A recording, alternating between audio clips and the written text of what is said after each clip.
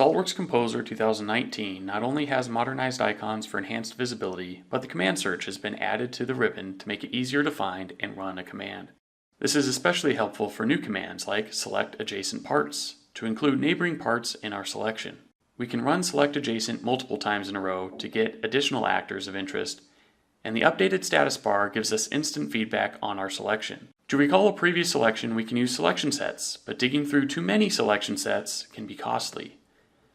With 2019, however, we can further organize selection sets and hotspots by creating groups. Views can now be locked to prevent them from changing accidentally. When this is done, an icon is shown on the thumbnail. Also, the indicator for custom views is now an icon in the bottom right-hand corner. Finalizing our next view, we are looking for a dimension that has already been created, so we need to find it. We've been able to search for geometry actors before, but now in 2019 we can search collaborative actors as well. After finding the dimension of interest, we can apply some of the new options to hide red lines, construction lines, and planes to simplify the display of our technical information. Arrows in Composer have always been a powerful authoring tool, but what if we want them to be the same size on paper when we publish our views? 2019 introduces a new fixed size arrow option to enable arrows to always have the same size on paper regardless of the camera height or field of view. SOLIDWORKS Composer is not only fantastic for creating 2D static and interactive images, we can publish high-quality animations as well.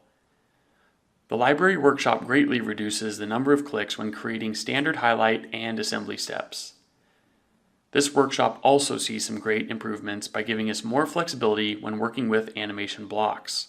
For example, we want to turn off the color for these highlight sequences. We can do so by selecting the animation block and changing the color to the new undefined option.